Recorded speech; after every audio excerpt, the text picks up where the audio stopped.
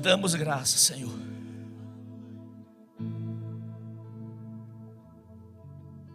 Porque nós somos o resultado da tua entrega. Porque você resolveu se entregar para que nós fôssemos beneficiados com a tua graça, o teu amor. Esse amor, Pai, imerecido, essa graça que não merecíamos, mas o teu infinito amor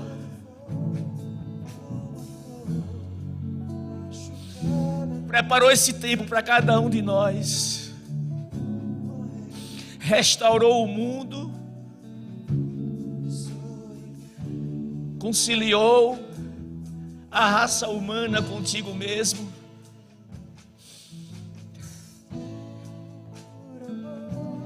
quebrou as portas da separação do homem para com o seu Criador.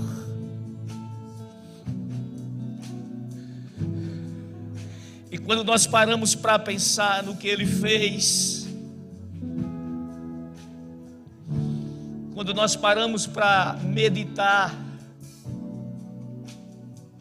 que o próprio Deus se fez homem, se desvestiu de toda a sua majestade, de todo o seu poder, de toda a sua soberania, e se submeteu a uma vida de renúncia, se submeteu a uma vida de amor, se submeteu a uma vida de entrega, para que hoje eu e você desfrutássemos dessa liberdade, desse privilégio, dessa segurança, dessa vida.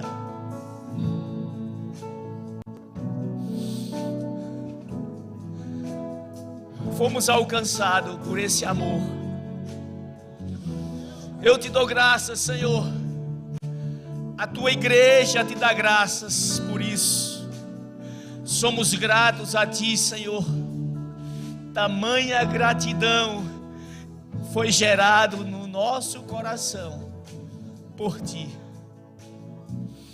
Te exaltamos e te bendizemos nessa noite. Que o teu Espírito Santo venha ministrar os nossos corações. Talvez não tenha palavras para expressar tamanho amor, mas o teu Espírito tem. Nós te damos graças em nome de Jesus. Amém. Aleluia. Você pode sentar? Não sei, irmãos, porque... Obrigado, louvor. Obrigado mesmo.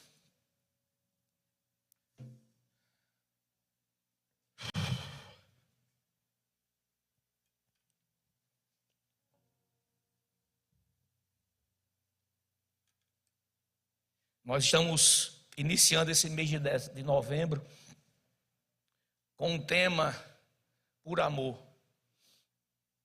E essas músicas que foram cantadas aqui não foram à toa, porque há uma importância de se falar mais do amor de Deus. Há uma necessidade da igreja se debruçar na leitura da palavra. Há uma necessidade do corpo de Cristo se inclinar para as coisas espirituais. Há um desejo do coração do Senhor que ninguém se perca. Há um desejo no coração do Senhor que ninguém fique para trás. E o que nós vemos aí, irmãos, é um mundo de muita violência, um mundo que prega um amor. E nesse mês de novembro nós estaremos trabalhando esse tema, nasceu no coração do nosso pastor Eduardo. E eu sei, irmãos, que vai ser cultos maravilhosos, serão ensinamentos que vai acrescentar em nossas vidas. Porque muitas vezes nós vivemos uma vida comum, uma vida natural. Mas sabe, irmãos, nós precisamos não nos desligar das coisas espirituais. Nós precisamos nos manter firmados nos ensinamentos de Jesus Cristo. Porque Jesus está às portas e Ele vem buscar a sua igreja. E a sua igreja, ela não pode viver de qualquer forma. A sua igreja vai com Ele viver uma vida eterna. A sua igreja vai provar de coisas que você nunca provou.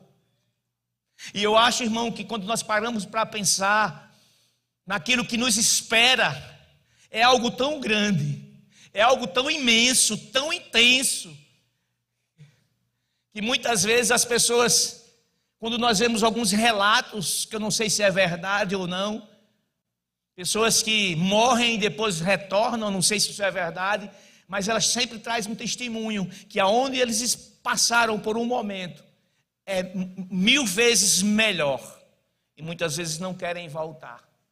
E nesses dias eu estava caminhando, na realidade estava pedalando ali pela orla. E eu venho pedalando, mas Deus vem falando no meu coração algumas coisas. E eu olhava aquele mar, a natureza, o sol, o vento. Eu digo, Senhor, que coisa linda. Tudo isso feito para mim, tudo isso feito para os filhos de Deus. Quanto luxo.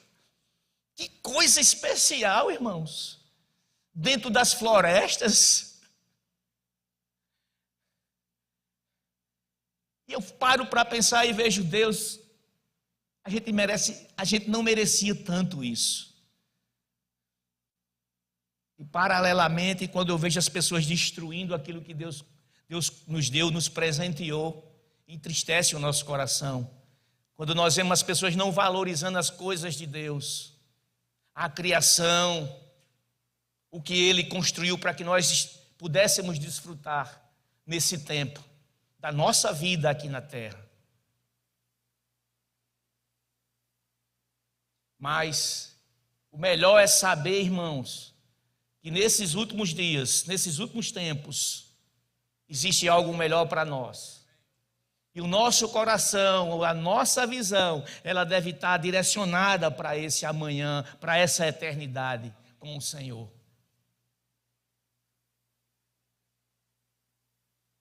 Eu creio, irmãos, que esse tema é tão importante como qualquer outra palavra que foi falada aqui nesse último mês de outubro, sobre o propósito de nossas vidas. Mas o que seria o propósito de nossas vidas sem o amor de Deus? O que seria a nossa vida se não fosse alcançada pelo Espírito de Deus? O que seria de nós se não tivesse uma graça sobre as nossas vidas? O que seria de nós se não fosse essa palavra que abre os nossos olhos, abre o nosso pensamento? Nos alerta, nos instrui, nos mostra os perigos deste mundo. O que seria de nós se Deus não nos olhássemos com esse amor? O que seria de nós se Deus não nos tocasse com esse amor? Não cuidasse de cada um de nós com esse amor? Sabe, irmãos, e nós podemos olhar lá para fora, para o mundo, que fala de um amor. Mas certamente, se você for parar para analisar, o amor do mundo mata, o amor do mundo destrói, acaba com famílias, aprisiona. Não, mas não é esse amor que nós estamos falando. Não é desse amor que não constrói nas nossas vidas. Nós queremos falar hoje de um amor soberano, de um amor imenso, de um amor que a Bíblia chama de amor ágape. Nós queremos falar hoje de um amor incondicional. Porque é esse amor que o Espírito Santo trouxe quando eu e você nasceu de novo. Esse amor que alcançou a sua vida, alcançou a minha vida, e é esse amor que está dentro de nós. E diga-se de passagem, talvez nós fazemos tão pouco, praticamos tão pouco esse amor de Deus. Amém, irmãos? Eu sei o que eu estou dizendo, porque quando eu estava estudando, quando eu estava buscando no Senhor para falar desse amor, irmãos, tem tanto texto na Bíblia que fala sobre o amor de Deus, mas não adianta apenas nós estarmos apenas falando, ensinando, falando, não.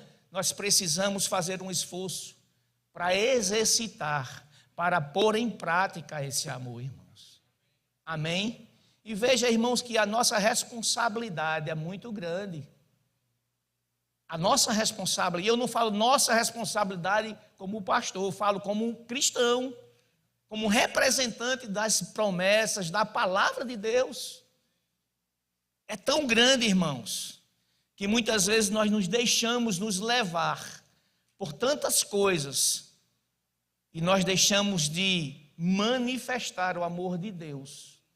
Talvez nós manifestamos mais o nosso amor, que é um amor limitado, que é um amor que consegue enxergar defeitos, que é um amor que consegue julgar, que é um amor que consegue destruir sonhos. Esse é o amor da humanidade. Mas esse amor nós devemos deixá-lo para trás. Mas deixemos o amor de Deus, que o Espírito Santo colocou dentro de nós, tomar lugar na nossa vida, ao ponto de transbordar, ao ponto de tocar as outras pessoas. Eu sei, irmãos, que não é tão fácil nós vivermos essa vida nessa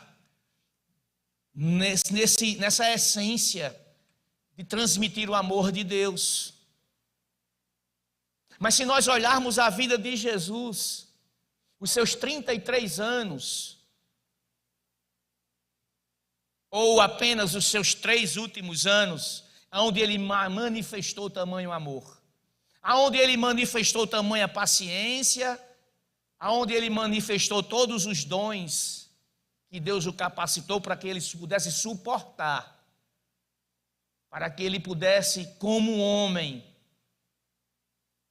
como um ser limitado, dentro daquilo que nós cantamos e que a Bíblia fala, que ele se esvaziou de si mesmo, para que ele viesse passar uma temporada nessa terra, para nos trazer alguns ensinos. Mas antes de entrar na verdadeira mensagem, eu queria que você abrisse comigo, já que nós somos a igreja da fé, nós somos a palavra da fé, e a fé, ela está no nosso coração, a palavra da fé que nos move. Eu queria falar antes com vocês sobre algumas coisas bem importantes, que não deixam o amor de lado. Queria que você abrisse comigo lá em 1 Coríntios, no capítulo 13.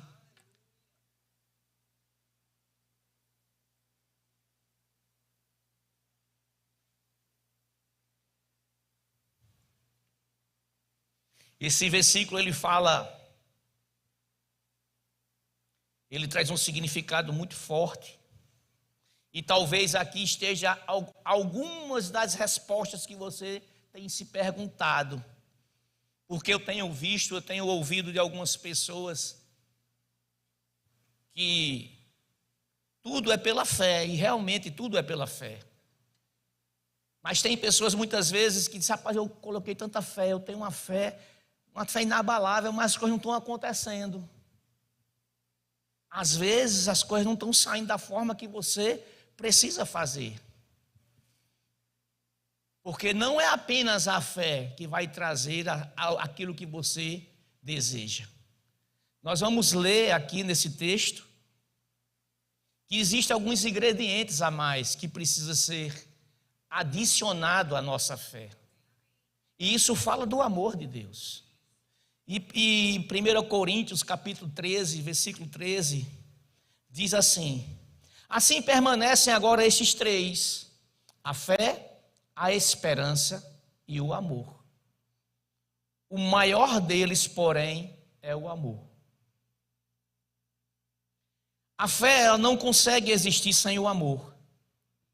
Talvez nós estejamos apenas focados só na fé, apenas somente exercendo fé, mas muitas vezes estamos com o nosso coração machucado, magoado, e muitas vezes nós estamos colocando diante do Senhor, trazendo à existência pelo poder da palavra, da fé. Amém, glória a Deus, estamos corretos, mas muitas vezes não estamos utilizando, ou não estamos com a motivação certa dentro do nosso coração em exercitar o amor.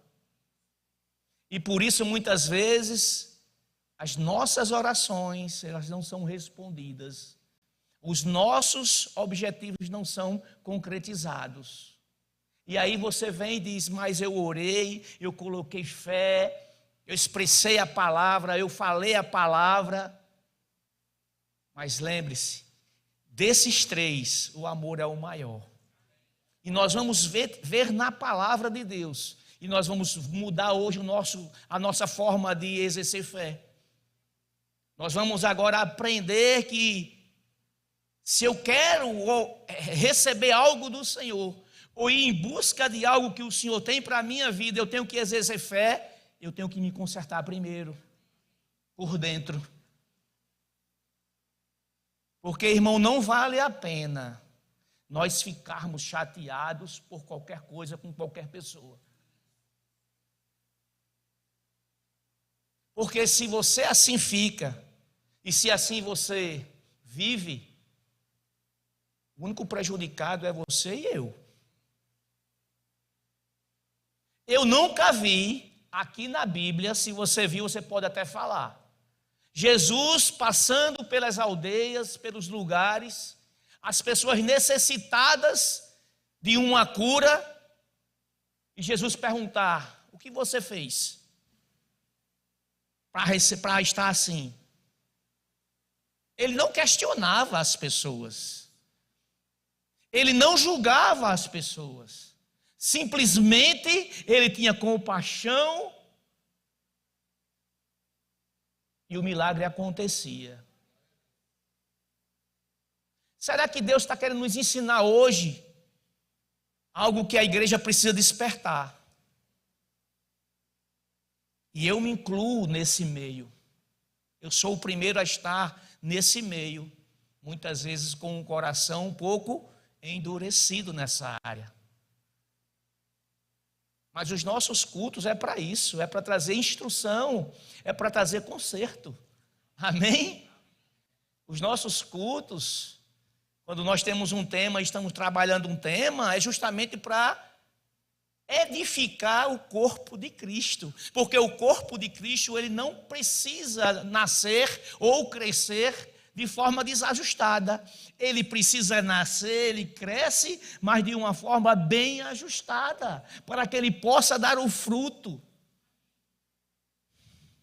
E nós, como membros de uma igreja, nós como corpo de Cristo, precisamos estar atentos aos mínimos detalhes daquilo que tem tudo a ver com a minha vida com Deus, com aquilo que Ele prometeu para mim e que não se cumpriu, ou que está para se cumprir, ou que eu estou atrapalhando esse cumprimento na minha própria vida.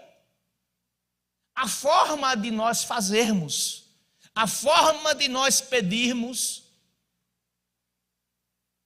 estamos deixando o amor de Deus de lado. Se o amor de Deus não fosse tão importante para nós, o Espírito Santo não colocaria essa medida dentro de nós. Porque tudo, irmãos, que nós estamos vivendo hoje foi por amor. Nós hoje estamos celebrando aqui algo que aconteceu. Resultado de um amor. Nós estamos aqui. O vinho que representa o sangue que foi derramado por amor. O pão que representa o corpo, que foi dilacerado, que foi afrontado, que foi chicoteado por amor. Agora, houve uma resistência? Não. Houve uma entrega por amor. Houve uma entrega por amor. Agora, se esse amor fez Jesus trilhar esse caminho de renúncia, será que nós não podemos também renunciar à nossa própria carne? Será que nós não podemos renunciar à nossa razão ou nossos pensamentos? Não, eu não vou fazer algo porque fui machucado.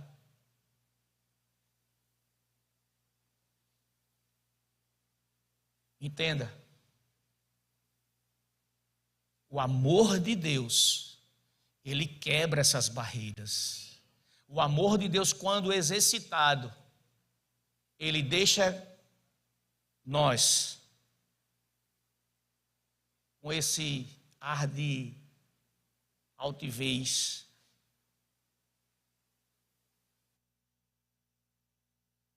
Esse amor de Deus, ele serve para nos trazer para o centro da sua vontade. Lá em Hebreus, no capítulo 11, versículo 1, diz: a fé mostra a realidade. Eu estou lendo na NVT, tá bom? Se você quiser colocar aí, na NVT.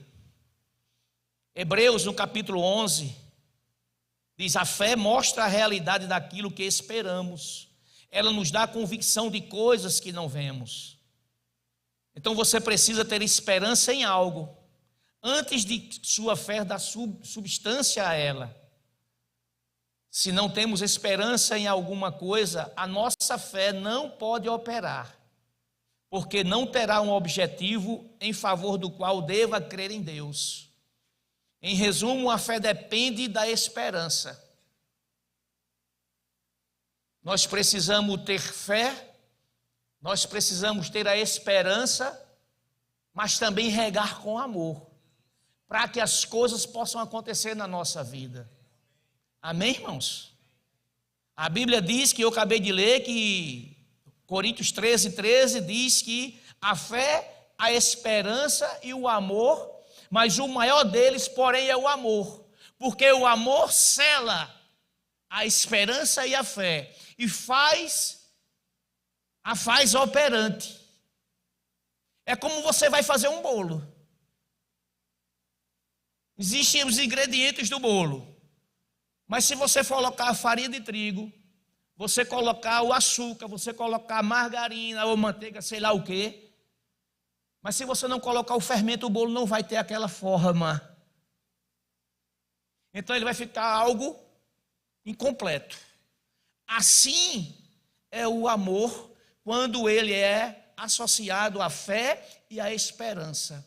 Quando ele é colocado na palavra, quando nós estamos declarando ou colocando diante do Senhor alguma petição, ou trazendo à existência aquilo que nós esperamos, porque nós estamos praticando a esperança, mas eu preciso olhar para dentro de mim. A questão do amor, do sentimento. Porque como é que eu posso estar querendo algo do Senhor, mas eu estou em contrário a um sentimento que Ele colocou dentro de mim e que eu não estou colocando em prática? Então, nós podemos ver que a Bíblia vai dizer que a fé, ela opera pelo amor. E se eu não tiver amor, a fé ela se torna inoperante. Por isso que eu quero exaltar a prática do amor à igreja. Amém, irmãos?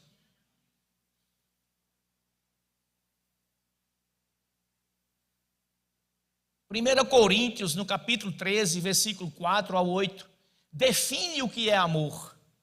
Eu queria que você abrisse para nós lermos juntos.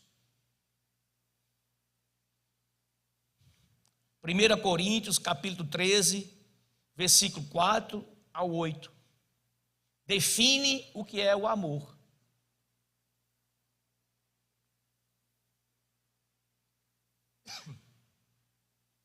E diz assim: o amor é paciente e bondoso.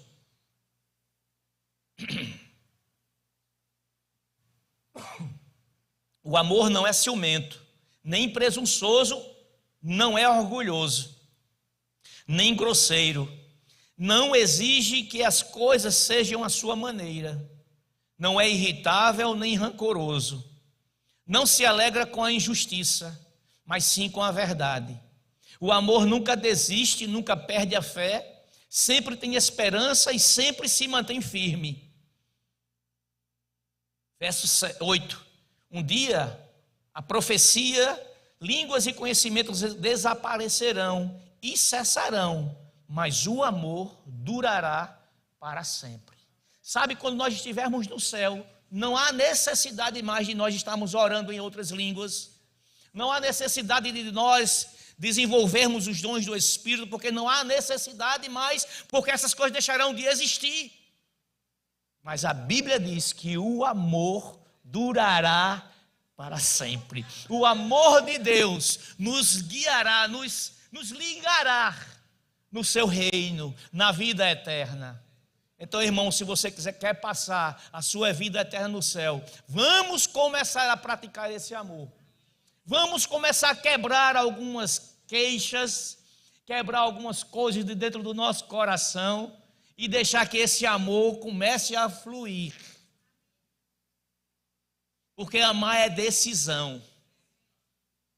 Porque Cristo nos amou, Jesus nos amou, e Ele não nos questionou, Ele não nos mediu para dizer, esse aqui merece, esse não merece.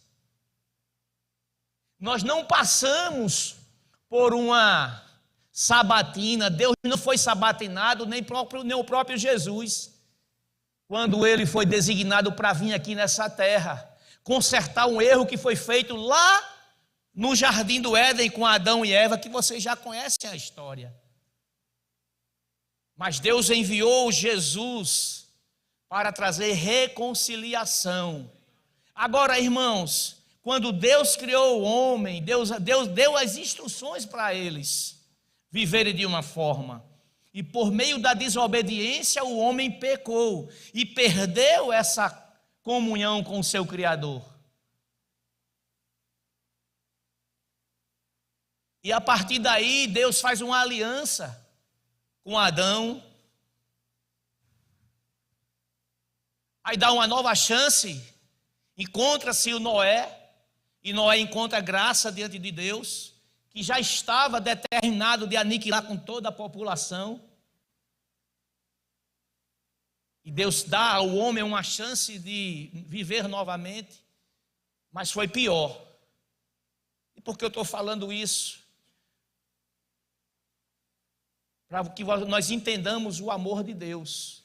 Diante de tantas coisas que o homem fez, Deus nunca deixou ele para trás. Deus nunca o abandonou. Deus sempre olhou o homem como algo que poderia ser reconquistado, algo que poderia ser consertado.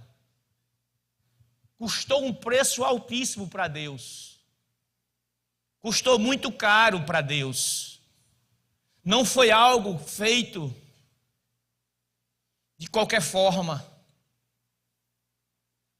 Mas Ele resolveu enviar o seu próprio filho por causa desse amor. E por causa desse amor, Jesus veio e viveu intensamente esse amor, sem questionar. Simplesmente Ele disse: eu vou cumprir com o plano. E nós podemos ver lá em João, no capítulo 3,16, que fala que Deus enviou o seu Filho, deu o seu Filho para que todo aquele que nele crê não pereça, mas tenha a vida eterna. Deus enviou Jesus com um propósito.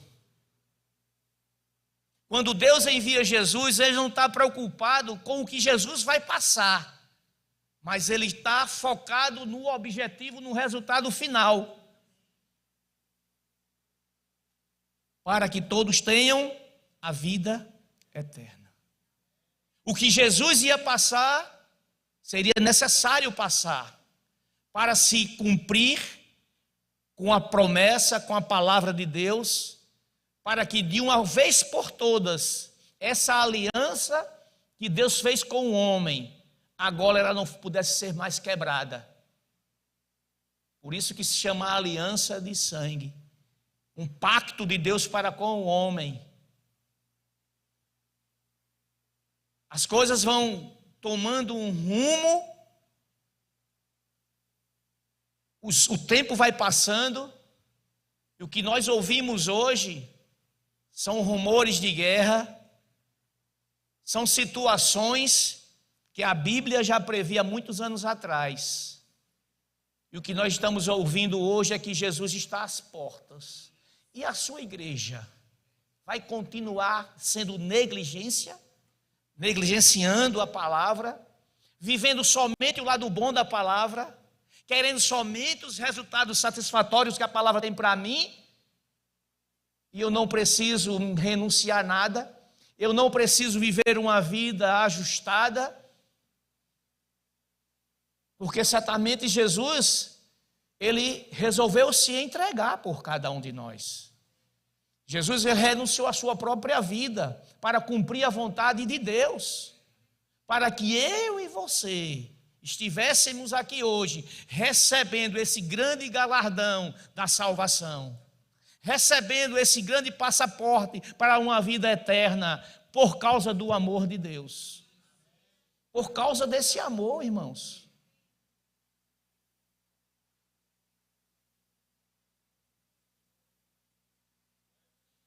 Nas passagens que você vê lá Jesus pregando, ensinando e curando,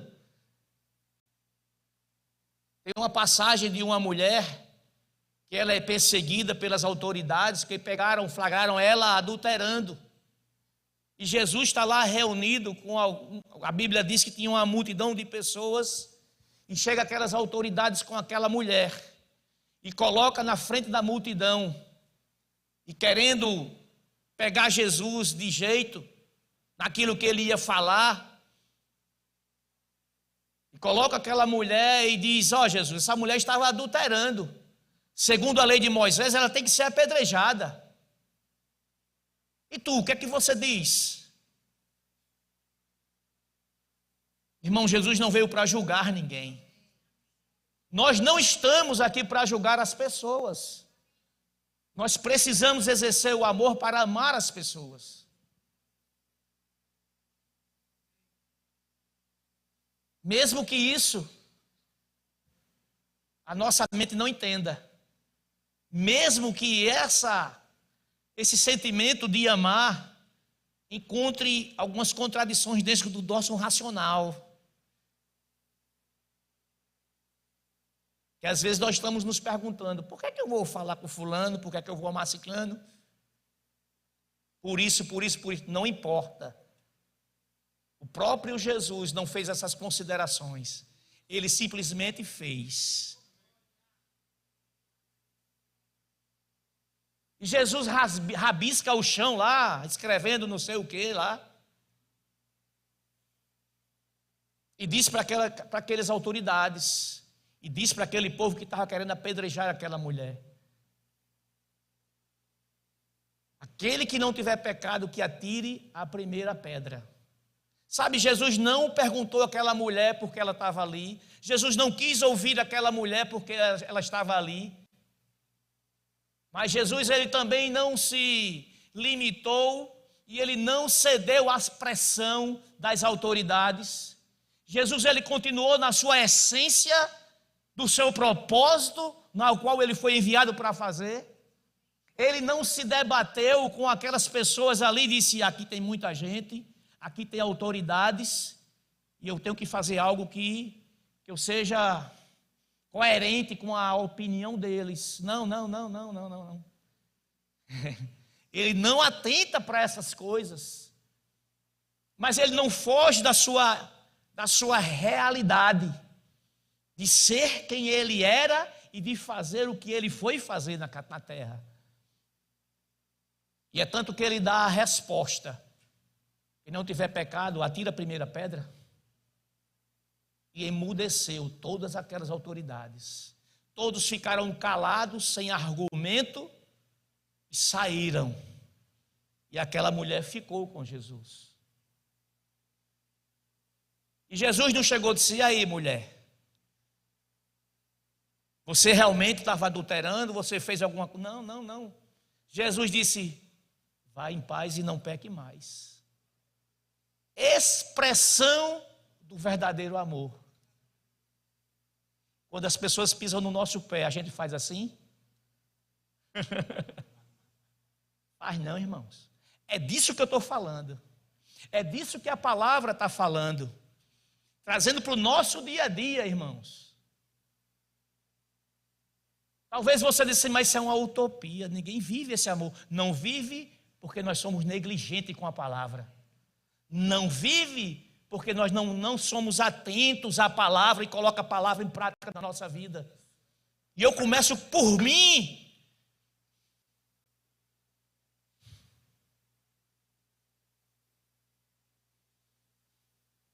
E o que a igreja acha disso? É tempo de nós fecharmos os nossos olhos no nosso momento de oração e colocar diante do Senhor os nossos defeitos, as nossas limitações. É tempo de nós rasgar as nossas vestes por dentro. É tempo de se desvestir do velho homem todos os dias. Amém, irmãos? Para que nós possamos ter essa legalidade diante do Senhor. Porque, irmãos, Ele sabe. Ele conhece os nossos pensamentos. Ele sabe o que acontece lá no íntimo do nosso coração. Mas eu creio, irmãos, que essa palavra que está regando o nosso coração hoje, não é uma palavra para ser guardada e esquecida. É uma palavra para ser meditada. É uma palavra para ser confrontada com o seu espírito, com o meu, para que possa trazer algo de melhor no amanhã, irmãos. Hoje nós vamos celebrar, daqui a pouco, eu não vou me estender muito, eu já estou concluindo. Mas eu queria deixar isso bem claro, para que todos vocês que estão me olhando agora, com esse olhar meio assustado, é por amor. Amém, irmãos? É por amor. Porque, irmãos, as coisas vão acontecer, que você queira ou que você não queira, que você creia ou que você não creia, Jesus vai voltar. Eu não quero morrer na beira do mar, na praia. Eu quero ir com Ele, eu creio que você também quer ir com Ele. Você não vai querer ficar aqui sofrendo o restante do tempo. Nós precisamos alertar, irmãos, abrir o nosso coração, deixar que as coisas que muitas vezes quer nos fazer pessoas que não baixam a cabeça para outra pessoa, isso é falta de humildade. Rapaz, se Jesus fez, quem sou eu para não fazer? Se Jesus nos ensina a ser humildes, a ser pessoas mansas, porque nós não vamos ceder, se isso traz benefício para a nossa vida. Se esse amor, ele tem que estar em evidência na nossa vida. Veja o que diz lá em Colossenses, em João no capítulo 13, versículo 33. Já estou concluindo. Em João, no capítulo 13, versículo 35, diz assim, irmãos: seu amor uns pelos outros provará ao mundo que são meus discípulos. Sabe, se as pessoas não estiverem vendo esse tipo de amor no meio da igreja do Senhor, ele não poderá identificar que essas pessoas são discípulos do Senhor. A evidência de manifestar o amor de Deus vai dizer que nós somos discípulos do Senhor, vai nos denunciar. Quando Pedro negou Jesus pela terceira vez, e quando Jesus foi crucificado e voltou, ele não descartou Pedro. Amor.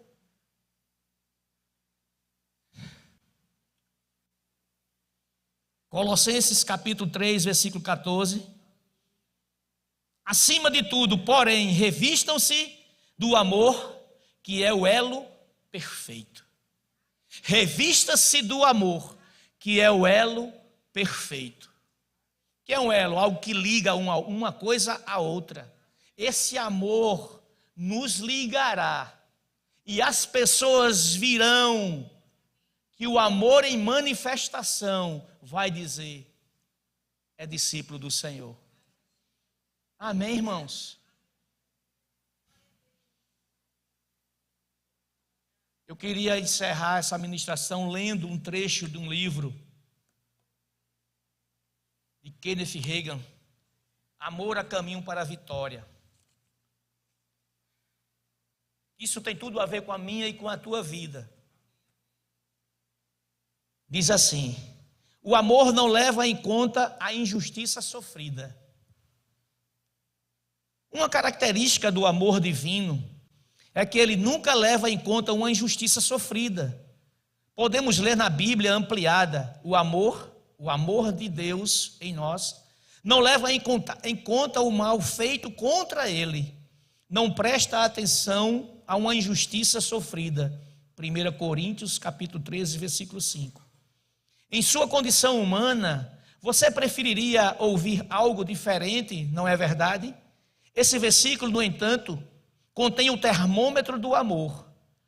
Você fica facilmente nervoso, queixoso ou ressentido? Está sempre tomando nota do mal que lhe fizeram? Essa é a forma divina de medir o amor. É fácil descobrir se você está ou não andando de acordo com esse sentimento, examinando à luz desse versículo sua caminhada cristã. Enquanto levar em conta o mal que sofre dos outros, não conseguirá viver em amor. Deixa eu chamar o louvor, podia vir aqui. Mas, se achar possível andar no amor do tipo de Deus e permanecer cheio do Espírito Santo, não guardará ressentimentos. Se não conseguir esquecer o mal que lhe fizeram, não poderá acreditar no melhor a respeito dos outros. Você já notou que o amor comum e natural é o inverso de acreditar no melhor de todas as pessoas? Esse amor humano está sempre disposto a acreditar no pior, com referência ao próximo, a quem até procure defeito nos outros, a fim de ter motivo de acusá-los ou fazer comentários desagradáveis. Eu não sei se você se identifica com isso, mas eu acredito que isso fala muito conosco. Talvez você não queira assumir, tudo bem, mas isso acontece no meio da igreja. E o irmão Hagin, em sua caminhada de ministério, ele foi ministrar numa determinada igreja, e o pastor, o ministro dessa igreja, tinha essa mania de quando ia conversar com ele, como era muito conhecido, dizia: Hagin, você já ouviu falar no pastor fulano de tal? No ministro fulano de tal? Ele disse: sim, conheço. E começava a falar das pessoas.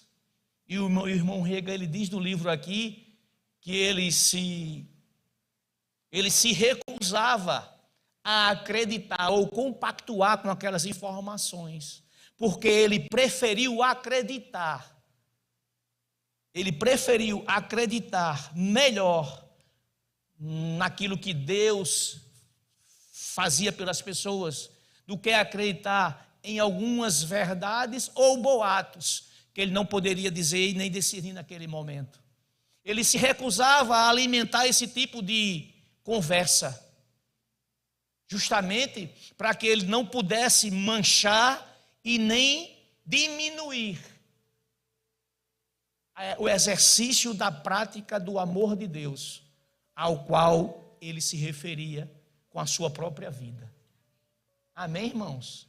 Que nós possamos meditar nessa palavra, nesse tempo, nós possamos estar com o nosso coração alinhado, irmãos, para renunciar às coisas desse mundo, para que eu e você encontre a verdadeira graça diante do nosso Deus e que nós possamos construir e não destruir relacionamentos.